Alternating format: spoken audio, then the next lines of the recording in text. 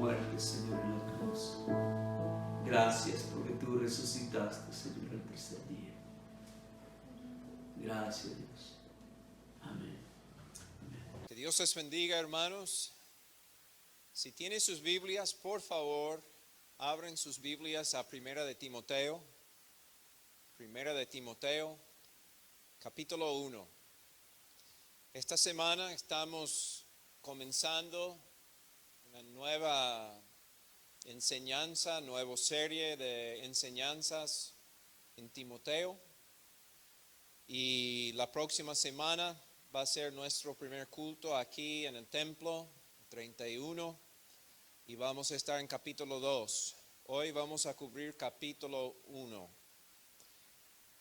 Y antes de comenzar, vamos a pedir la ayuda del Espíritu Santo ahí en sus casas, si pueden doblar su cabeza, y vamos a orar juntos como familia. Padre, gracias por cada familia que está reuniendo, cada persona. Quizás hay individuos que no tienen familia y están solos. Te damos gracias, mi Dios, por la oportunidad que tenemos de abrir tu palabra, considerar tus consejos. Padre, creemos lo que dice en 2 de Timoteo, que la palabra de Dios es respirado por Dios, es el aire de la boca de Dios y es vida para nosotros. Te pedimos en el día de hoy que la palabra llegue a lo más profundo de nuestro ser. Te pido por los jóvenes, los niños, los hombres, mujeres, entendimiento, comprensión de la palabra. Y Padre, que la palabra encuentre en nosotros buena tierra para crecer y dar fruto. Gracias, Dios. Gracias por tu Espíritu Santo. Gracias por tu presencia que está con nosotros en este momento. Gracias, Señor, por manantial de vida. Bendice ahora la iglesia con lo que necesitamos para crecer, no solamente individualmente, pero como cuerpo, para ser unidos, para ser sobreedificados sobre la roca que es Cristo Jesús, para cumplir la misión que nos has dado de predicar el Evangelio en todo el mundo. Bendícenos en el día de hoy. En el nombre de Cristo Jesús. Amén. Hoy, como mencioné, estamos comenzando una carta nueva en el Nuevo Testamento. Por semanas hemos estado estudiando la vida de David en el libro de 2 de Samuel. Y los miércoles estamos todavía en Génesis. Entonces mucho tiempo hemos tenido en el Antiguo Testamento. Estamos regresando hoy al Nuevo. ¿Y por qué primero de Timoteo? Bueno, oré al Señor pidiendo su dirección y mirando Timoteo. El propósito de esta carta vamos a descubrir aquí en capítulo 1, pero quiero decirles rápidamente, 1 de Timoteo ayuda a la iglesia en mantener sanidad, ser sanas en doctrina, ser una iglesia sana en conducta. Los dos están ligados, pero la doctrina es algo hoy día, hay muchos medios de comunicación, muchas fuentes de prédicas, enseñanzas, hay radio, hay internet. Yo creo que más que nunca necesitamos la ayuda de la palabra de Dios, la ayuda del Espíritu Santo, la ayuda de nuestra iglesia local para mantenernos sanos en doctrina. Y si somos sanos en doctrina y somos obedientes, llegamos a ser sanos en conducta. También la carta nos ayuda a ordenar la iglesia, a ser una iglesia ordenada, organizada, que tiene los principios necesarios, practicar las cosas para ser una iglesia eficaz. Y regresando después de tanto tiempo,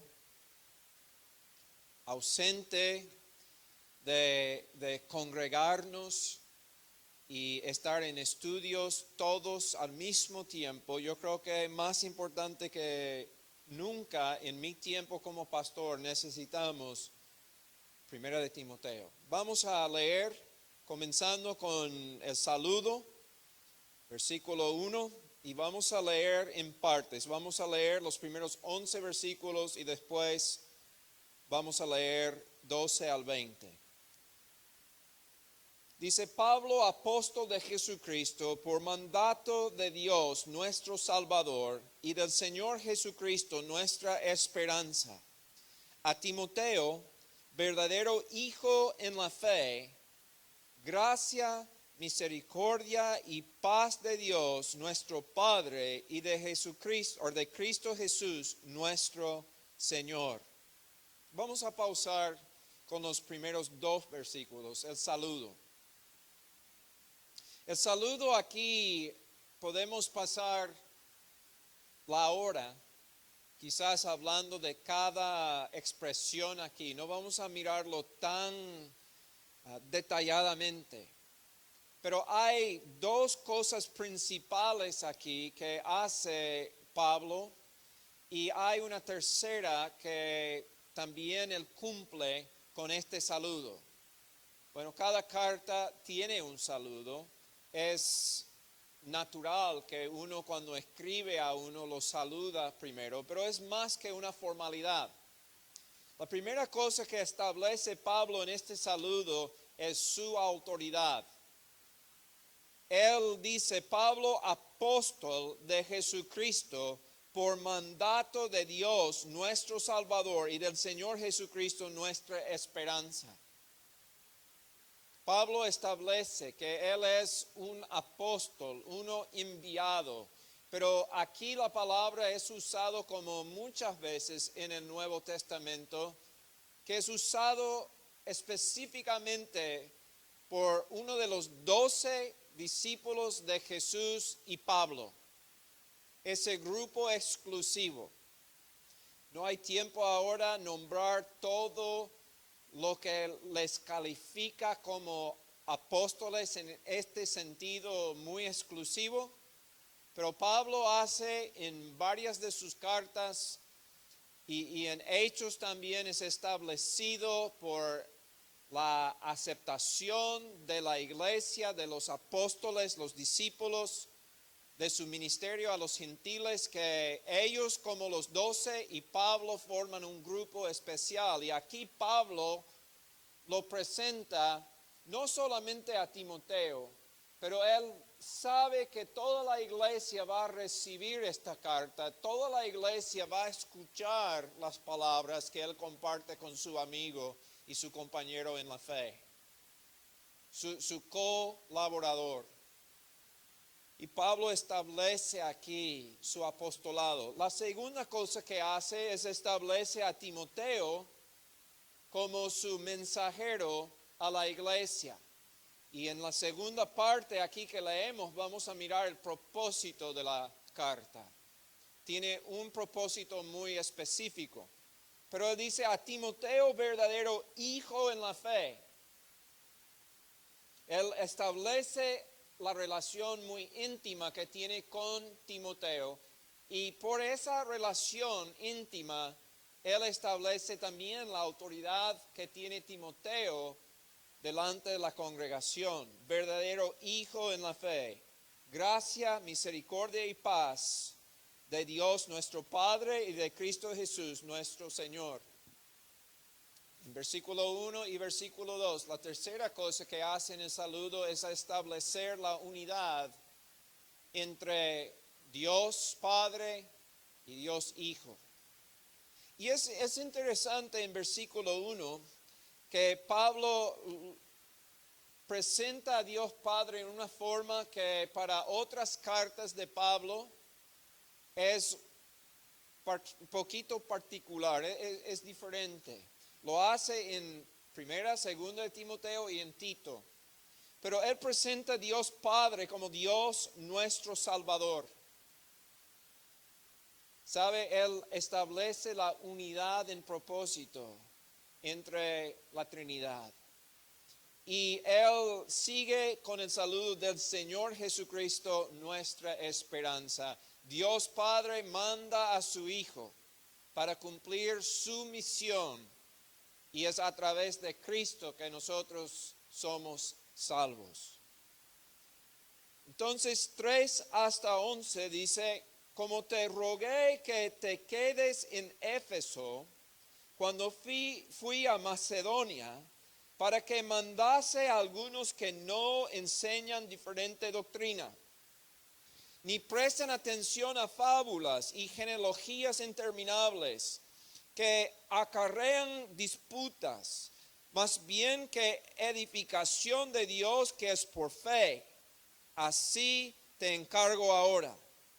Pues el propósito de este mandamiento es el amor nacido de corazón limpio y de buena conciencia y de la fe no fingida, de las cuales cosas, desviándose algunos, se apartaron a vana palabrería, queriendo ser doctores de la ley, sin entender ni lo que hablan ni lo que afirman.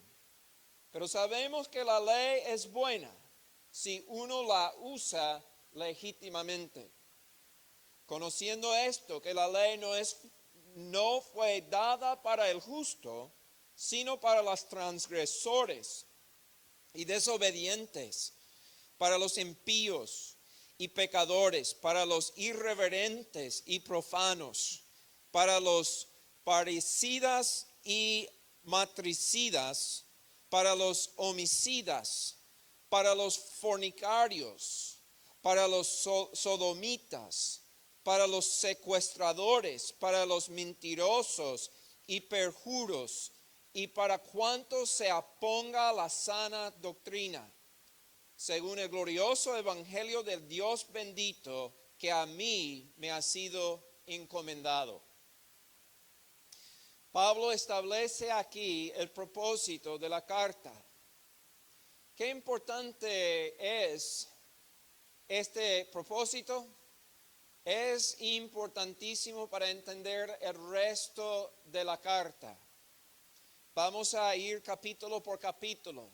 Y hay asuntos en estos capítulos. Si uno no entiende bien el contexto y el propósito de la carta, uno puede malinterpretar y puede causar errores, como dice aquí, que causan disputas, que causan argumentos en lugar de edificar. Entonces Pablo mandó, versículo 3, y mira cómo dice la importancia de su misión. Cómo te rogué que te quedases en Éfeso cuando fui a Macedonia, para que mandase a algunos que no enseñan diferente doctrina. Pablo rogó, quizás la misión fue intimidante, fue una misión que no fue agradable, quedarse, enfrentar maestros falsos. Algo interesante aquí, y sirve la carta y sus principios para protegernos de falsas doctrinas que existen afuera, que su origen viene de afuera.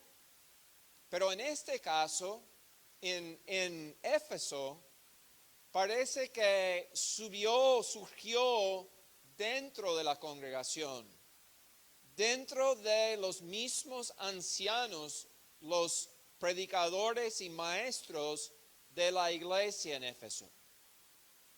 Éfeso fue una iglesia de muchas congregaciones en casas. No fue un lugar con un centro grande, pero grupos en diferentes partes de la ciudad, diferentes maestros, diferentes predicadores que se llaman ancianos, estuvieron enseñando y había surgido desde adentro la doctrina falsa. No nos dice exactamente qué es la enseñanza falsa, pero nos da indicadores aquí. Uno, que parte fue de un legalismo de judaísmo, la práctica y observar la ley, regresando al pacto antiguo, y parte fue por causa de la sociedad. Eran judíos que hablaron griego, que habían sido criados en la cultura de los griegos.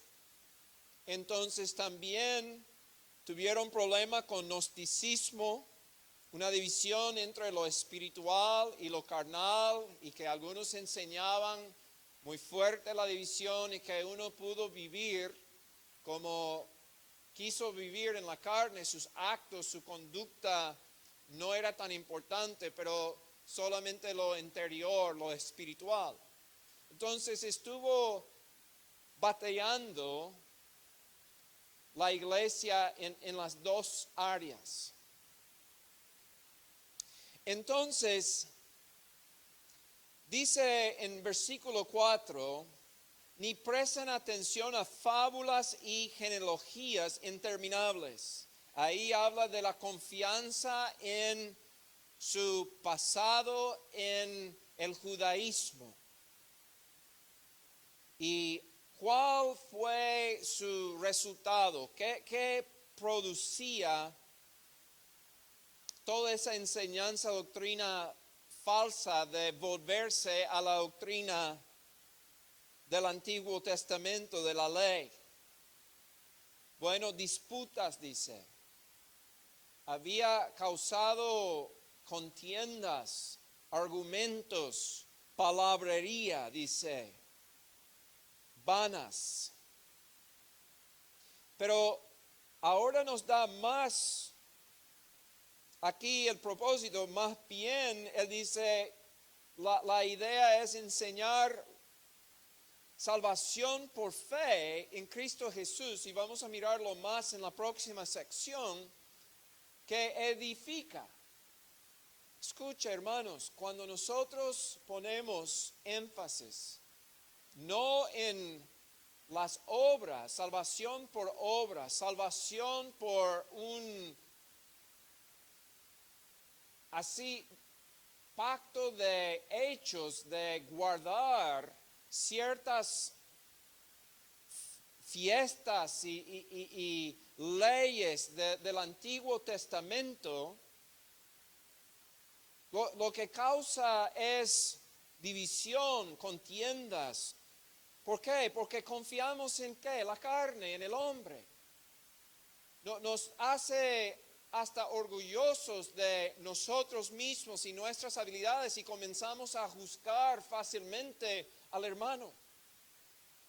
Pero lo que él está diciendo aquí es que debemos tener muy firme, en claro, que es por fe en Jesucristo que vino a ayudarnos.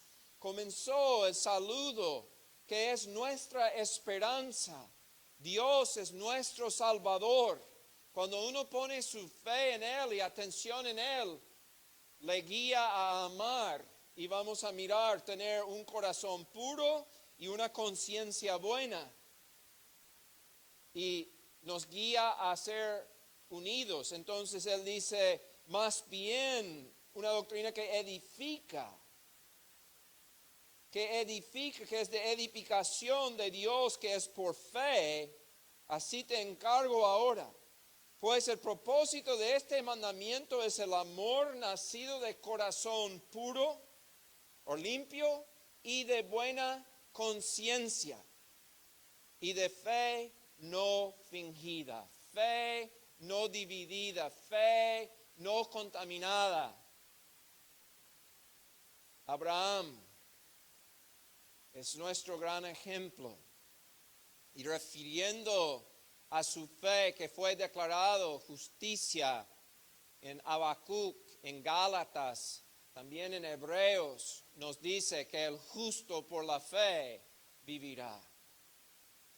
Entonces, otra vez, él dice en 19, cuando él dice que debe militar la buena milicia, dice, manteniendo la fe y buena conciencia, desechando la cual naufragaron en cuanto a la fe algunos, de los cuáles son, y él nombra dos aquí en específico, vamos a tocarlo en un momento. Pero es importante y cuando uno estudia los dos términos aquí, en realidad son sinónimos. Corazón limpio y buena conciencia son muy, pero muy relacionados. Él habla de la misma cosa aquí. La fe que es puesto en Cristo Jesús y su ayuda y servirle en relación íntima produce en nosotros un corazón limpia y buena conciencia. Cuando uno confía en su propia obra y comienza a crecer en orgullo, lo que produce es más pecado. Lo que produce es algo feo delante de Dios y el efecto en nosotros individualmente es ausencia de esa limpieza de corazón y buena conciencia y externamente produce contienda. Y él dice aquí en el argumento, antes de ir rápidamente a la próxima sección, él dice, pero sabemos que la ley es buena si uno la usa legítimamente. La ley no es mala, la ley no es algo que deja de ser, pero la ley fue cumplida por Jesús y en nuestra vida cesamos de luchar para cumplirla. Entramos en una relación de poner confianza en Él, estar en relación con Él y vivimos bajo la ley de Cristo que nos dirige a llenar la ley. Pero Él dice que el uso legítimamente escucha. Conociendo esto, versículo 9, que la ley no fue dada para el justo. Escucha, eso es impactante. La ley no fue dada para el justo. Dios no nos dio la ley para trabajar y ganar la salvación. Él no nos dio la ley para tener listas de qué haceres y listas de no hacer y ir con toda nuestra fuerza a cumplirlas. Dice aquí que la ley sino para los transgresores y desobedientes, para los impíos y pecadores, para los irreverentes, profanos. Y mira la lista, qué fea. Pero la lista es una descripción de lo que éramos antes. Y la lista es larga y qué bueno que la palabra presente esas listas. Es importante reconocer el pecado, reconocer que es infracción de la justicia de Dios. Tiene su lugar, es importante, pero otra vez su propósito no es para nosotros vivir en justicia. El propósito es convencer al pecador de su pecado y manejarlo a los pies de Cristo. Escucha, la ley fue dada para convencer al pecador de su pecado, su estado, para empujarle hacia Dios. Reconocer su necesidad de la ayuda de Dios. Y qué lindo que Pablo menciona en 11, según el glorioso evangelio de Dios bendito, y mira su agradecimiento aquí, que a mí ha sido encomendado. Está Pablo agradecido por el ministerio bendito que Dios le había entregado. Y él sigue en 12 diciendo, doy gracias al que me fortaleció, a Cristo Jesús nuestro Señor, porque me tuvo por fiel poniéndome en el ministerio. Hermano, hermana, ¿está agradecido con Dios por ser parte del ministerio? ¿De ser servidor de Jesús? Yo creo que debemos meditar en el día de hoy del gran privilegio que es nuestro servirle, el gran privilegio que es nuestro anunciar el Evangelio. Habiendo yo sido antes blasfemo, perseguidor e injuriador, mas fui recibido a misericordia porque lo hice por ignorancia en incredulidad. Pero la gracia de nuestro Señor fue más abundante con la fe y el amor que es en Cristo Jesús. Escucha. La gracia de nuestro Señor fue más abundante, pero hay la condición de recibirlo con fe y recibir el amor de Dios. Palabra fiel y digna de ser recibida por todos, que Cristo Jesús vino al mundo para salvar a los pecadores. Por 2 semanas, nosotros miramos David en situaciones que nos hacen muy incómodos, porque es uno de nuestros héroes. David es uno de los mayores, los héroes más grandes de nuestra fe. Y mirarlo en pecado, segundo de Samuel, que estudiamos la semana pasada, el último libro de segundo de Samuel, o capítulo, ¿qué cubre? El pecado de David. Pecado de David. Los miércoles hemos visto Abraham, qué hermoso su fe, qué tremendo que hasta ofrece su único hijo en el monte de Moriah.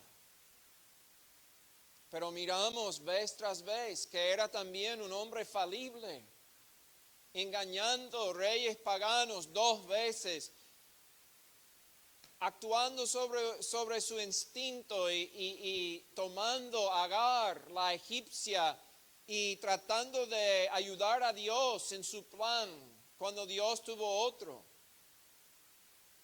Y aquí Pablo reconoce, Pablo es tan humilde, pero Pablo de verdad es tan agradecido con Dios por su misericordia, que siempre cuando refiere a su pasado, él dice que yo soy el peor. Yo fui el jefe de pecadores, yo el primero. 2 veces en este capítulo él lo dice. Él dice aquí, en 15, palabra fiel y digna de ser recibida por todos, que Jesucristo vino al mundo para salvar a los pecadores, de los cuales yo soy el primero, dice.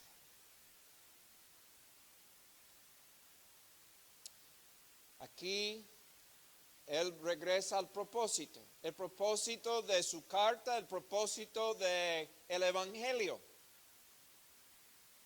Pero por esto fui recibido a misericordia, para que Jesucristo mostrase en mí el primero toda su clemencia, para ejemplo de los que habrán de creer en él para vida eterna. Wow. Pablo dice que el tremendo ejemplo que soy de Dios tomar un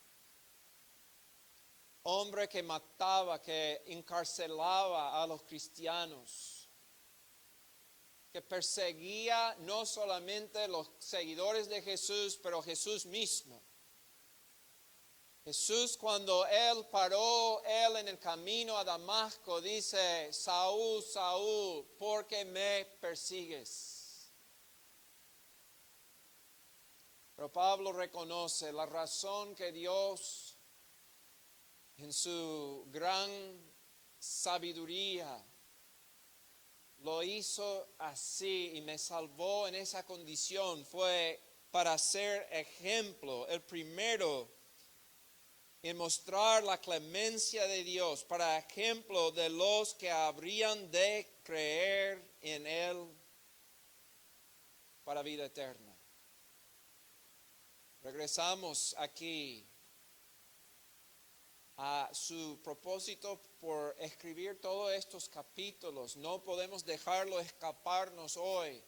La importancia que es predicar un evangelio que es totalmente basado en Jesucristo y su obra.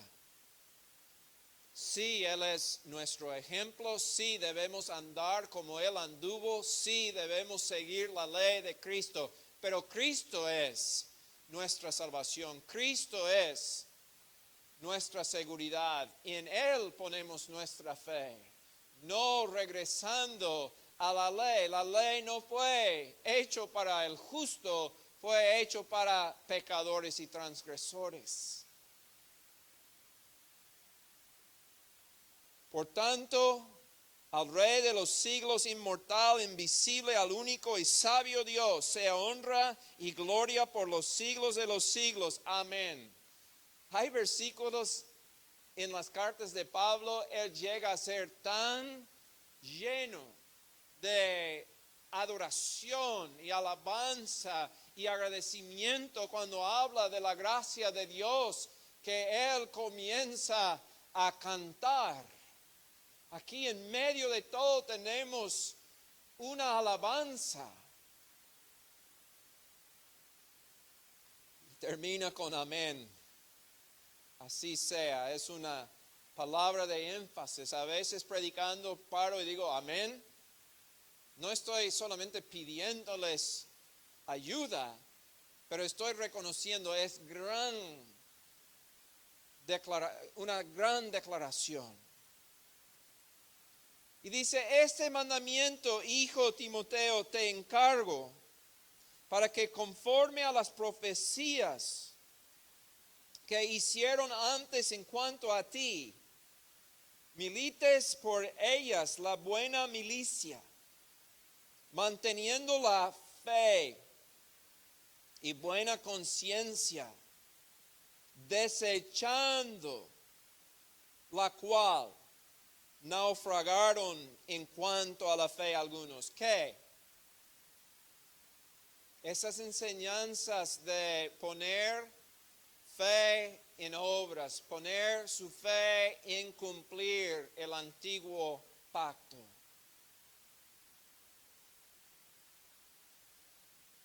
Es importante, y uno dice: pastor, hemos pasado este tema muchas veces, vamos a pasarlo muchas veces más.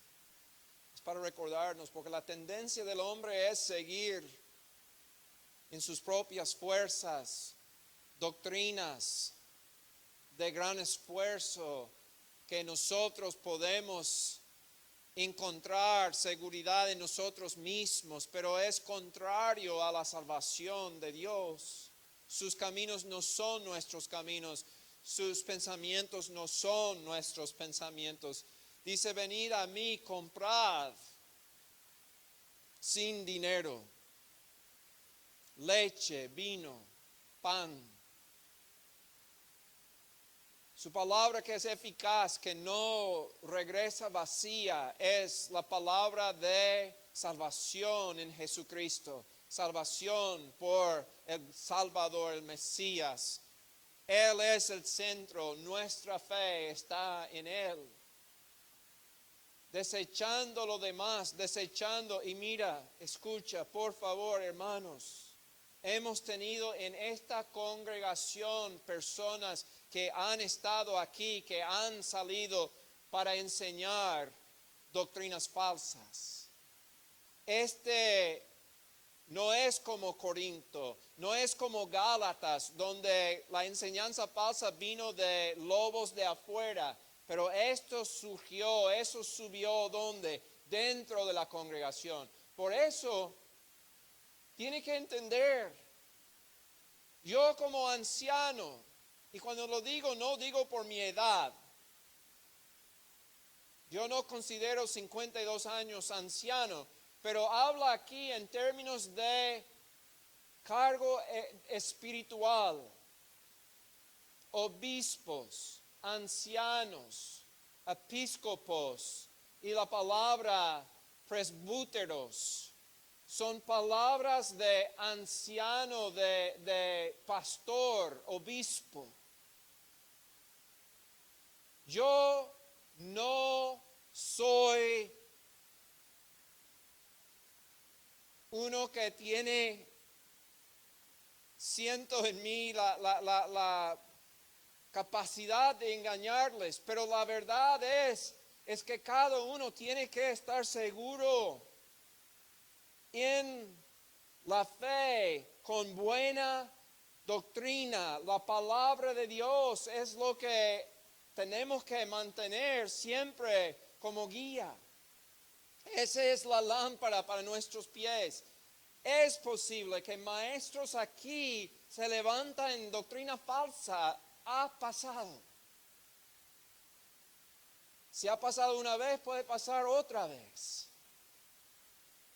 Hemos tenido hombres, mujeres de influencia de esta congregación que se han levantado, han salido y han tratado de quitar personas a seguir cosas falsas. ¿Cómo vas a ser protegido? La palabra de Dios y va a escucharlo aquí en Timoteo. Nosotros tenemos que cuidarnos, estudiar, ser estudiantes preparados en la palabra de Dios.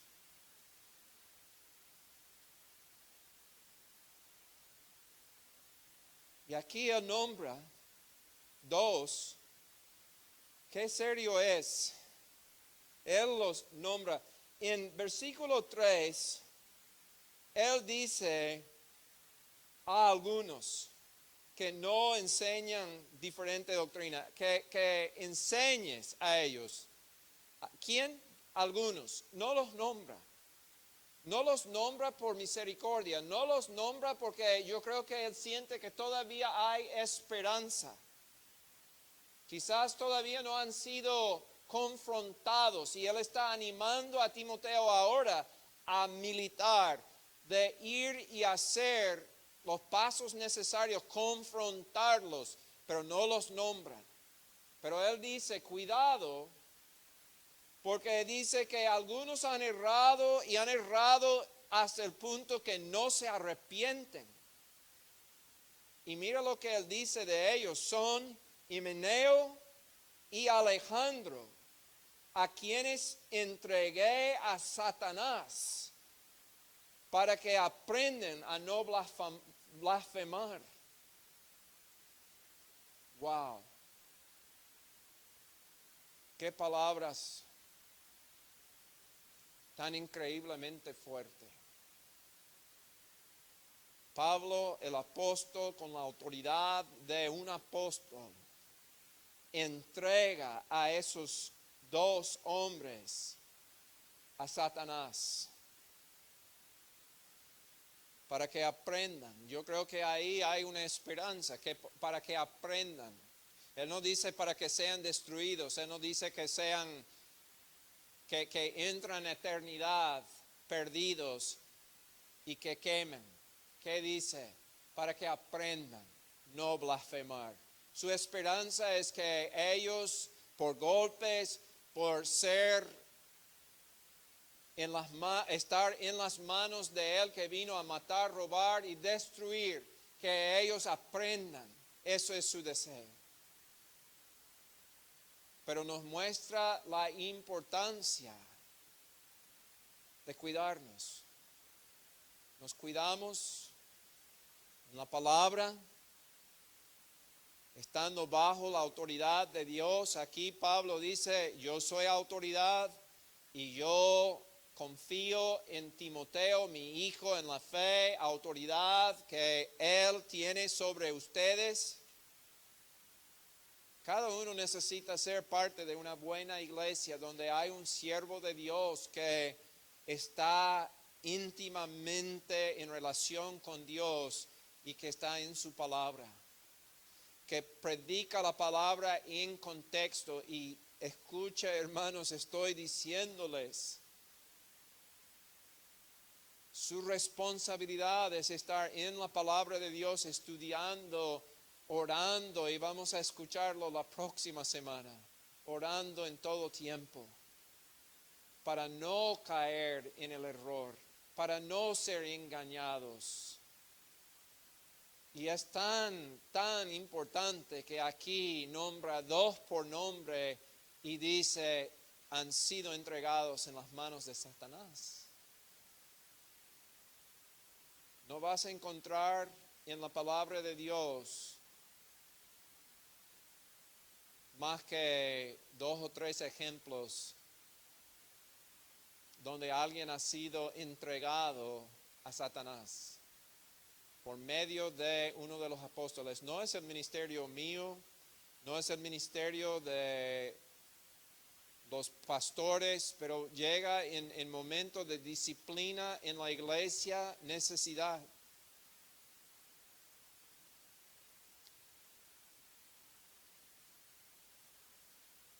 Quiero animarles. Este mensaje es algo que abre los ojos, pero no es triste. Es algo que promete muchas cosas, que mantenernos sanos en doctrina, sanos en conducta.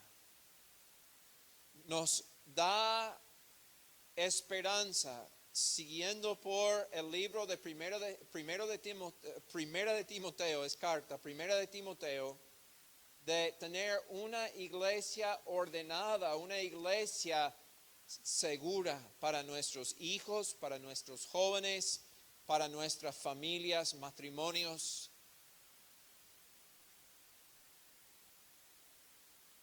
Y regresamos al saludo. ¿Quién es el que nos salva? ¿Quién es el que nos mantiene seguros? Cuando ponemos nuestra fe en Dios nuestro Salvador y Jesucristo nuestra esperanza, nosotros podemos descansar. Cuando nosotros, como Pablo, reconocemos que Jesucristo vino para salvar al pecador, nosotros podemos descansar en sus brazos. Yo creo que hay hoy jóvenes que están mirando, quizás poquito forzados. Hay niños escuchando con sus papás. Y quiero decirles, es algo hermoso confiar y poner tu vida en las manos de Jesús, presentarse delante de sus pies y pedir que Él te salve y que te cambie y que tome control de su destino, de su vida. Yo puedo decir que con 19 años de edad, yo tomé esa decisión. Yo estuve en mi casa, algunos hoy están en casa, yo estuve solo. Y la presencia de Dios sentí en mi hogar y entregué mi vida a Él. Y comenzó esta jornada. Los últimos 33 años he servido al Señor. Y no he sido perfecto, pero Él sigue fiel. Y puedo decir con Pablo, aunque viví solamente 19 años, quizás no tuve tiempo a hacer algunas cosas que otros han cometido. Yo fui pecador. Yo puedo decir que yo fui vil pecador. Pero el Señor me salvó. Y Él sigue siendo misericordioso. Y Él sigue recibiéndome cada vez que lo busco y cada vez que me siento en su presencia, Él me recibe. Él puede recibirte también y Él puede darte dirección, puede dar a tu vida propósito. Voy a orar, vamos a pedir que el Señor ministre en tu vida y que te guíe en la fe que es fe genuina, como dice aquí, no fingida, fe que es pura, fe que tiene conciencia limpia porque cree en la bondad de Dios, cree en el poder de su sangre de cambiar una vida y limpiar de todo pecado. No sé con quién estoy hablando ahora, pero hay personas que sienten que su pecado es demasiado, que Dios no puede ser justo y perdonarle. Y quiero decirle, Jesús pagó con su sangre y sufrió suficiente en la cruz y fue aceptable delante de Dios porque Él fue inocente, un cordero perfecto, y sí es eficaz para transformar tu vida. Entrega tu vida a Él. Y si tú llegas delante de su trono después de la muerte aquí en esta tierra, con esa confianza y esa es su defensa, Jesucristo es mi Señor y Salvador, puse mi confianza en Él, entregué mi vida a Él como Señor, vas a estar bien. Padre, yo te pido por cada uno escuchando esta prédica, si no han tomado ese paso, que hoy sea el día de entregar su vida a Jesús. Que sea una decisión como la canción que cantamos, he decidido seguir a Cristo, no vuelvo atrás, no vuelvo atrás. Padre, te pido que jóvenes, niños, hombres, mujeres, ancianos, Señor, escuchando hoy, entreguen sus vidas a Jesús y que buscan la ayuda del Espíritu Santo para vivir en esta vida en intimidad, en una relación edificante con su Creador.